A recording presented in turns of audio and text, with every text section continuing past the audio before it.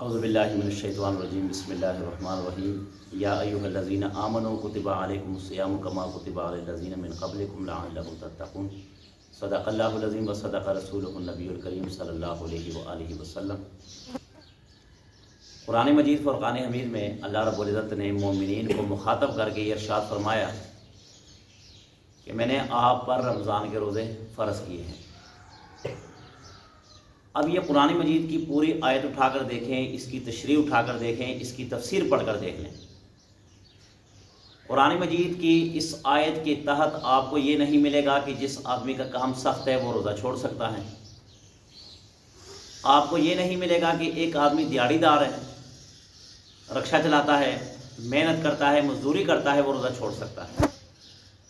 آیا اس کا کام اے سی کے نیچے بیٹھنے والا ہے یا ہیٹ کے نیچے بیٹھنے والا کام ہے؟ شریعت کی طرف سے کہیں بھی اس چیز کا جواز نہیں ملتا کہ آپ روزہ چھوڑ سکتے ہیں۔ صرف ایک دو ایسے موقع ہیں کہ جن پر روزہ چھوڑنے کا حکم دیا گیا۔ مثال کے طور پر آپ سخت بیمار ہیں، یہ معمولی بیماری نہیں ہے، معمولی بیماری تو کچھ بھی نہیں ہے، سخت بیمار ہیں اور سخت بیماری کے عالم میں ہے آپ، تو اس وقت آپ روزہ چھوڑ سکتے ہیں۔ یا اسی طرح آپ نے سفر کر کے جانا ہے، اس کے علاوہ کہیں نہیں ملتا۔ کہنا یہ چاہتا ہوں، آپ ذرا اپنے ارد گرد کے ماحول میں جب آپ نظر ڈالیں گے نا، تو آپ کے ماحول میں سے کچھ لوگ آپ کو ایسے ملیں گے کہ جو روزہ نہیں رکھتے اور روزے کے احترام بھی نہیں کرتے۔ سریعام وہ سگریٹ بھی پیتے ہیں، سریعام وہ پان بھی کھاتے ہیں، سریعام وہ کھاتے پیتے ہیں، اور جب ان سے بات کیجئے کہ بھئی آپ روزہ کیوں نہیں رکھتے، تو وہ ان کا جواب آگے سے یہ ملتا ہے کہ یار ہمارا کام سخت ہے، ہمارا کام بہت سخت ہے، ہم نہیں رکھ سکتے۔ حالانکہ اس چیز کی شریعت نہیں اجازت دیتی کہ کام سخت ہے۔ شریعت نے کون سے 6 ماہ روزے کا حکم دیا اور 6 ماہ جو نہ کھانے کا حکم دیا؟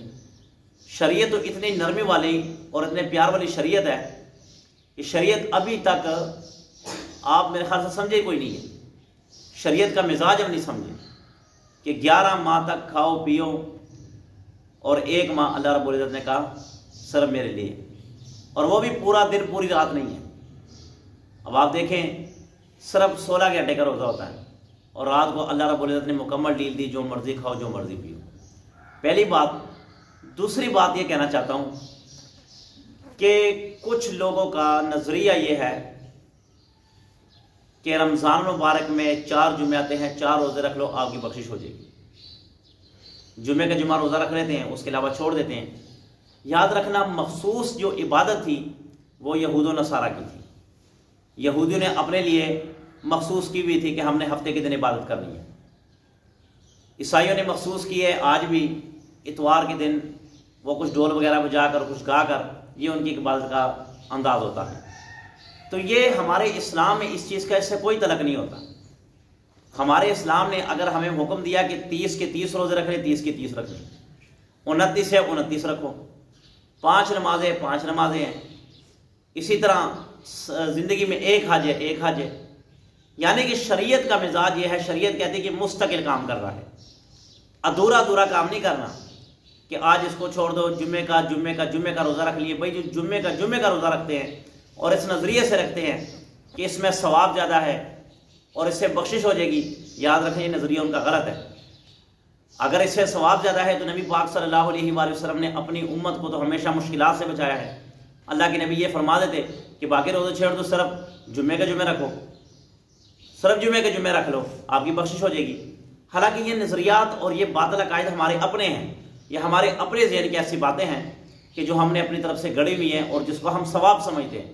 حالانکہ یاد رکھنا، آپ کو میں نے بتایا کہ جو آدمی اس نظریے کے ساتھ رکھے کہ باقی دنوں کے ثواب کم ہے، جمعے کا ثواب زیادہ ہے، چلو میں اس کو رکھ لیتا ہوں، باقی کی فضیلت کوئی نہیں ہے، یاد رکھنا وہ بندہ گمراہ کن ہے اور وہ یہود اور نصارہ کے طریقے پر چل رہا ہے۔ اور جب بندہ یہود و نصارہ کے طریقے پر چلتا ہے، اس بندے کی بخشش کا امکان کوئی نہیں ہوتا، وہ بندہ دین سے دور اور لاتعلق ہو جاتا ہے۔ کیوں؟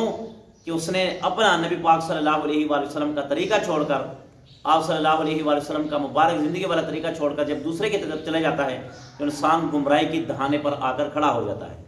تو لہٰذا جو باقی چند ایام رہ گئے ہیں، اس کو چند ایام ہی کہہ سکتے ہیں، کیونکہ باقی رحمت والا اشرا بھی چلا گیا، مغفرت والا اشرا بھی جا رہا ہے۔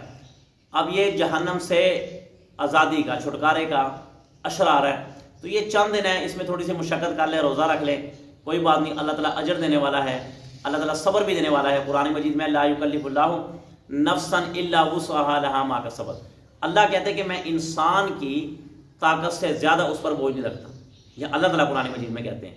اور یہ کوئی کہہ ہی نہیں سکتا کہ میں روزہ برداشت نہیں کر سکتا۔ کئی ایسے لوگ ہیں، آپ ان سے پوچھو، کہتے ہیں یار مجھ سے برداشت نہیں ہوتا، پیاس برداشت نہیں ہوتی، بھوک برداشت نہیں ہوتی۔ بھئی ان کا یہ غلط ہے، اس لیے غلط ہے کہ اللہ رب العزت نے قرآن مجید فرقان حمید میں فرما دیا کہ جتنی تمہارے اندر طاقت ہے میں اتنی تم پر اس سے بھی کم بوجھ ڈالوں گا، اس سے بھی کم۔ آپ دیکھیں چھوٹے چھوٹے بچے روزہ رکھ لیتے ہیں یار، تو کیا وہ مر گئے ہیں؟ اگر ایک بڑا ہے وہ بھی رکھ سکتا ہے، چھوٹا وہ بھی رکھ سکتا ہے، مگر صرف کیا اپنے یہ ذہن، اپنے یہ مائنڈ کو بنانے کی اور بتانے کی بات ہوتی ہے۔ آپ اپنا ذہن بنانے کسی کام کی طرف تو وہ کام آپ کر لیتے ہیں، اور اگر آپ ذہن نہیں بناتے تو آسان سے آسان آپ پوڑیوں پر نہیں چڑھ سکتے، کیونکہ آپ کا ذہن اس وقت آپ کا ساتھ نہیں دے رہا ہوتا۔